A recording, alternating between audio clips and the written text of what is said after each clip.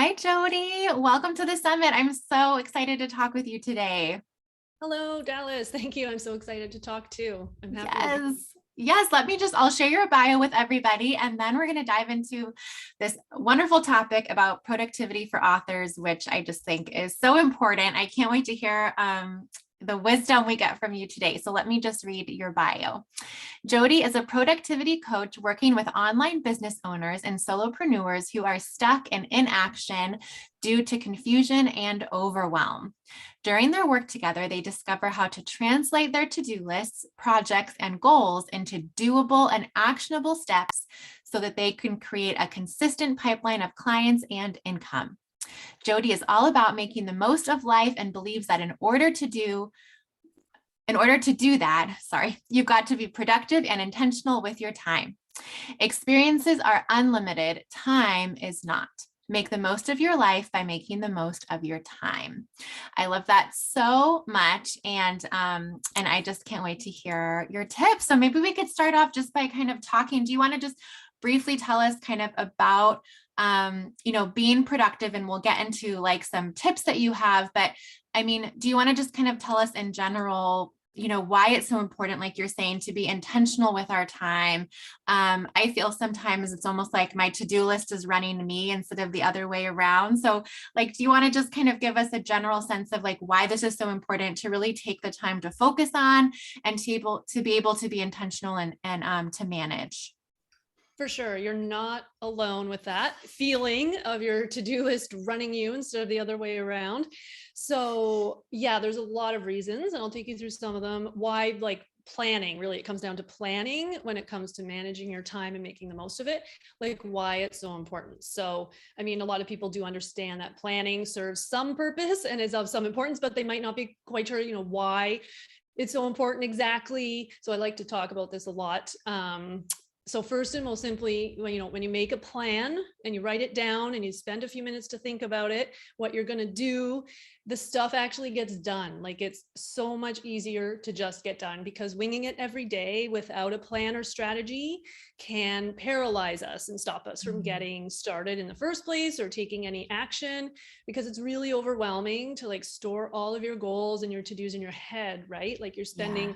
a lot of energy just trying to remember them that way, and not to mention sort through them all day every day, right? Like, okay, what's next, what's on my to-do list, what's a priority? So I'm sure a lot of you guys can relate to how difficult it is to take action on something that just lives in your head. Mhm. Also, having a plan makes things tangible and real, which in turn holds you accountable to them, because it's just so easy to say, oh, I didn't set that goal or mean to do that thing anyway, that's fine, when it's Yeah. just in your head and not written down on paper. So by making a plan on paper, you set that intention to work towards something, the goal, the end point. It's very clear what you want to achieve, and having that clarity makes it a lot more easy and more natural to take steps and actions towards achieving it.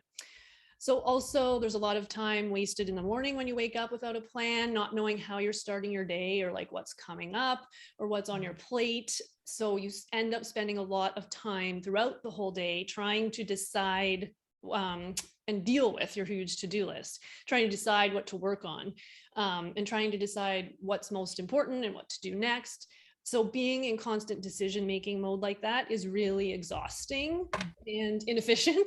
It's actually Yeah. known as like decision fatigue, which refers to our limited capacity to make decisions before our brain just gets tired and exhausted. And at that Mhm. point, it becomes harder and harder to make decisions. And at that point, a brain just shuts down and stops making decisions altogether. So you just like stop doing the work. Another reason planning is so important is because it frees up your brain space to focus on the task at hand, so you can get that done quicker. Because again, if all the to-dos are just in your head and floating around, they will distract you and pull you away from what you're doing in the moment. Mhm. Because like I said, having everything in your head is really overwhelming. You're always trying to remember it, and that takes energy, and it's so distracting. So by eliminating those decisions up front, by making a plan, your brain can just stay focused. Mm. And your brain space is also freed up to think of new ideas, inspiration, solutions, that kind of thing as well. So that energy is freed up for those things, which are super important. So instead of constantly making decisions all day, you can be like innovative and think of new things, ways to do things, all that kind of stuff. And then I know a lot of people say they don't have time to plan, or it takes too much time. Takes too much time. So, and it's just not worth it. But taking just 5 to 10 minutes to plan out your day, which is all it should take, maximum, will save you way more time overall, because there is a ton of research that says it shows that it saves you up to 2 hours a day. Wow. So that's like 2 hours back for just 5 to 10 minutes invested, which I've totally experienced personally. It saves a lot of time, for all the reasons I've already said. And for the major reason, another research-backed reason of like shifting between tasks or multitasking, which takes up a ton of your energy and wastes a ton of time as well. When you don't have a plan, you're just going to be scattered and jumping around between a lot of different things. And I mean, this leaves room for errors and mistakes and like just things not getting done quite as well. But ultimately it takes you longer to complete as well. Because when your brain has to move into a new way or mode of thinking, which it does every time you switch tasks, your productivity can be reduced by up to 40%, is what the research says. Yes. And it can take an average of 23 minutes to get back into a new task, because it's just getting into that flow state, right? Once you're working on something, you're flowing, it gets quicker and easier and more efficient. So every time you switch tasks, that goes out the window.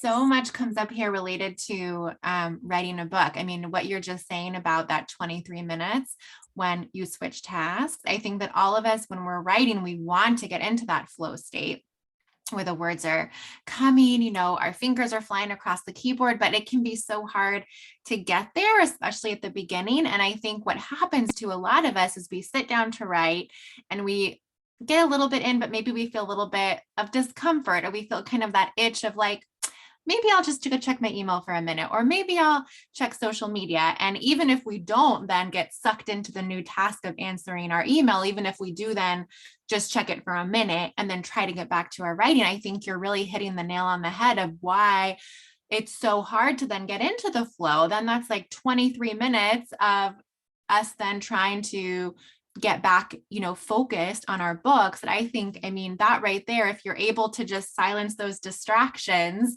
and, like you said, make a plan of this is when I'm going to be working on my writing time, this is my time to do this, like that's just going to save so much time and also like energy, as you're talking about just the decision fatigue. And what it also resonates with a lot of what I talk with my clients about is they'll say, well, I kind of want to be flexible and I want to see like when I feel inspired to write. But I think as you were sharing all of those tips and that research, it just really felt so true to my experience of, it's like, if we tell ourselves we're just going to write anytime, usually what happens is we end up writing none that day. Like it doesn't fit into our time for the day. And instead we just feel kind of stressed out about like, well, when am I going to get my writing time in? So I could not agree with you more about like making a plan and specifically having a time scheduled for when you're going to be doing your writing.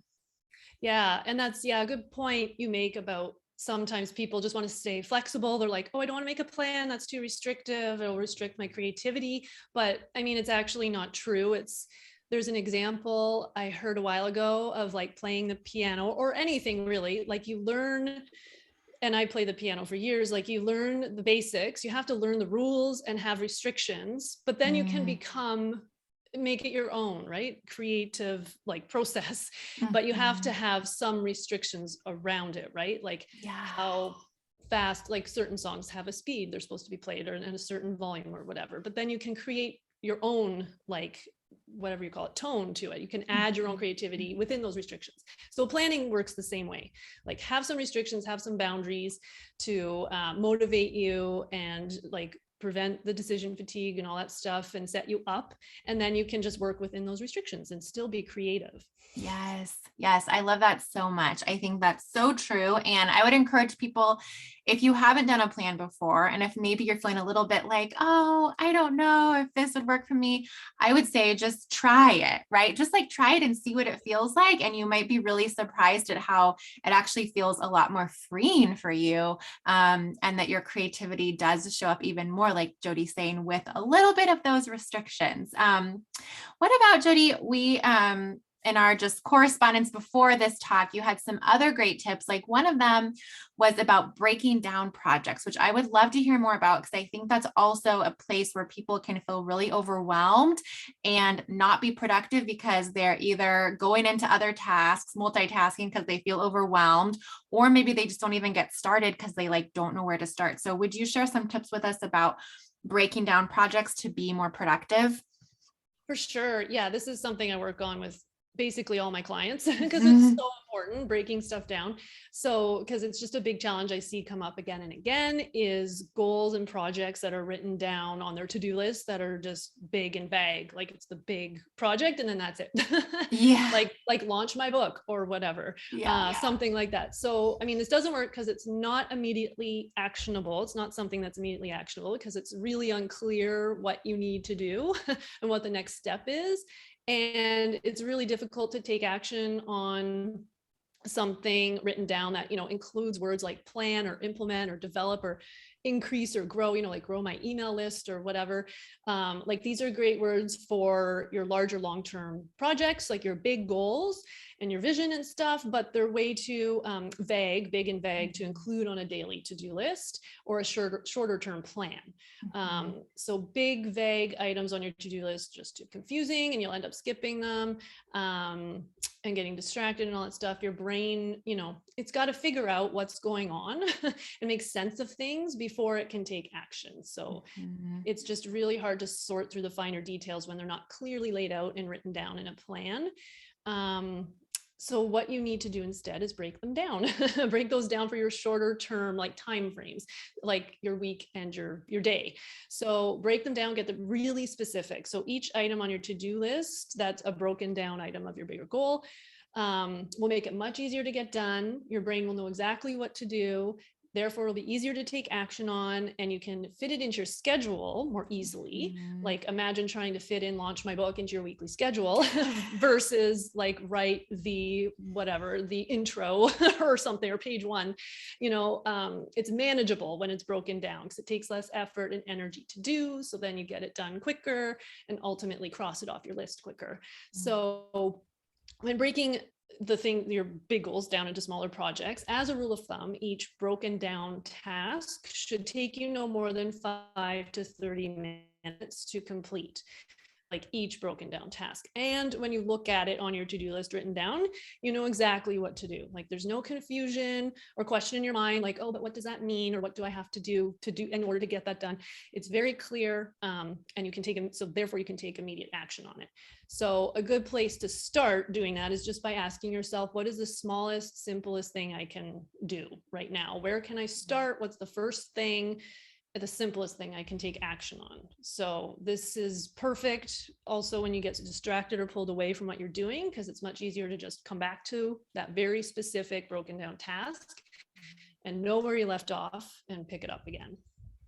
I love that tip. And I think it fits so well with your first tip about planning or scheduling. They just dovetail so nicely off of each other. And I can see so many people, they want to write a book, and what you're saying, maybe on their to-do list, it says, write my book. And your brain is just like, okay, I don't know where to start with that. And I think that fits so well with planning and what you said about, 5 to 30 minutes. Like, I think even some people might have on their to-do list, write for 3 hours, which our brain might be very overwhelmed by. And I love the idea of starting really small. Like, what if it was just write for 20 minutes? I work with my clients a lot on this, on trying to develop that consistency over time. That becomes a habit. It's just part of your daily to-do list. That 20 minutes really adds up day after day after day after day, as opposed to like a 3-hour chunk of time that you never actually do. And then you're not, moving forward. So I think that is such great tip, both for productivity and also for if it's something that you procrastinate on. Like, I think that really breaking it down small must just make such a difference for your clients that you work with. Definitely. Yeah. And then you're not waiting, like that you brought that up. You're not waiting for the perfect day where it's like that 3 hour or huge window of time, which rarely comes. Yes. It's more important, to just do it consistently over small chunks of time. Yeah. Yeah. Sure. I love that. Well, maybe also we could talk about, so when I was mentioning sometimes feeling like my to-do list is ready to me versus the other way around, I think one bad habit I have sometimes is using my to-do list almost as like a brain dump. And I have way too much on my to-do list. I like overestimate the amount that I can get done in a day. So I would love to hear your thoughts on like, focusing and how really focusing on tasks and maybe limiting the number of tasks that we're doing in a day really can help our productivity and to help us move forward. For sure. So we all have tons of ideas and lots of inspiration and things we want to take action on in the moment. But the reality is, we're human, not machines. So we can only do so much at once. So I always recommend choosing a maximum of 3 priorities or things to focus on at any given time. So for example, for those longer term like timeframes, like the year, 3 big projects or 3 big goals for your year or your quarter, which can then be broken down into 3 smaller related priorities or tasks or to-dos for your month and your week and your day. So just always thinking in terms of 3 maximum, because 3 is basically it's just the maximum number of things our brains can really handle at any one time. And setting more than 3 priorities or to-dos or working on more than 3 things at a time tends to start to overwhelm us. So 3 is just manageable, it's focused and intentional. And, to be clear, I'm not talking about, planning to complete 3 huge projects in a short period of time, like a month or less. You can choose 3 huge projects for your year or your quarter, but your 3 focus items will need to be much smaller for shorter periods of time. And those shorter term priorities will likely they can be smaller broken down tasks, like I was talking about, the breaking things down. So they can be broken down from your longer term, goals and projects, or just, sometimes we have independent projects, little things that are standalone priorities. It just all depends on the size and scope of things. So we just have to be realistic and honest about, how much time we have and how much energy we have and how much time and energy these things require, and keep that balance. So you may only choose 1 or 2 priorities or things to focus on at a time, which is totally okay. You're not, a failure because you're not doing 3. It's just 3 is the maximum. It all depends on their size and scope. And you just don't want to be choosing to, launch a book and write a whole new book and like start a podcast about your book or whatever about your writing projects, all at once. And then going back to like my 7th reason I mentioned initially about why planning is important. You don't want to be switching between tasks too much, right? Because if you have more than 3 priorities or focus items, you're going to be jumping around a lot more, and that just takes up energy and time as well. There's just going to be so much more jumping around, and then your productivity is reduced and all that stuff. So instead of feeling discouraged and guilty for not getting things done, just set yourself up for success with the 3 maximum focus items. And a good point that I heard a long time ago was, we tend to overestimate how much we can do in the short term and underestimate how much we can do in the long term. So, we all need to give ourselves a little break and just understand our expectations usually exceed what's actually possible in the short term. You can still get a lot done, just not maybe as much as you expect yourself to, which is totally.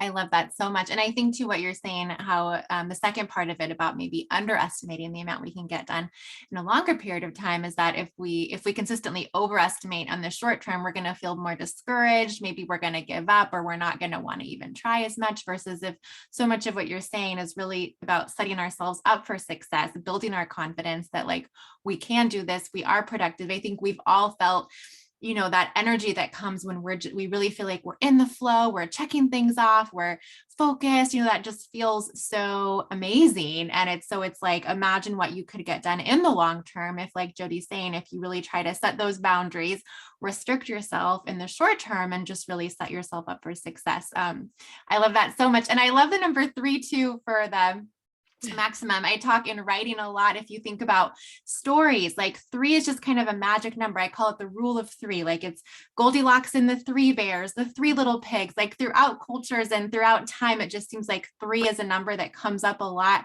in narrative. So anyway, I just think that fits in perfectly. Like it's easy to remember. Maybe that's because 3 is the number that like our brain can hold. So I love those tips so much. You've given us so much wonderful, like just gems and action steps that people can really start taking right away to see the difference it makes. And I just would really encourage you to try some of these out, even if this is new to you. Like try restricting yourself, try setting just those 3 priorities. And I know that you have a wonderful free gift for us to kind of like take this momentum from the summit and really like capitalize on that moving forward. So did you want to share a little bit about your free gift? Sure, that's the daily planner template. So this is a perfect way to get started. And like you're saying, test out setting the boundaries, test out making a plan. It's a 1-page template that helps you set your top priority for the day. And there's a section for you to break down all your broken down tasks and to-dos and all that stuff. So it's a perfect way to set intentions and get organized for your day and relieve the decision fatigue. And you can wake up in the morning just feeling, relaxed and refreshed and clear on how you're going to be focused. You're going to be focused for your whole day. And again, it only takes 5 to 10 minutes to fill out each. I fill it out the night before, so the day before, so I don't have to do it when I wake up, because that sometimes turns into a disaster if you because then you're just like, I don't have time for it, and then you just kind of get away from it if it's in the morning. So I recommend filling it out in the evening. I love that. Well, I will definitely include the links that people can access that and take advantage. Thank you so much. And what is the best way for people if they're like, I really need more help from Jodi? I need to hire Jodi as my coach, or maybe they just want to start following you on social media and get some of your tips. Like, what are the best ways for people to connect with you and to get in touch with you? Yeah, for sure. So my website is jodigraham.com, and Jodi is spelled Jodi, and then Graham, one word. And then you can catch me on Instagram and Facebook at Jodi Graham Coach, all one word. So check me out there. Feel free to reach out, message me, DM me, email me. I'm good. Perfect. I will include all those links. And just thank you so much for taking the time to just to talk with us and give us so many wonderful tips. I feel like it really was just a deep dive into these different areas of, being more productive and being intentional with our time that makes a huge difference. So thank you so much for being part of the summit. No problem. Thanks, Dallas.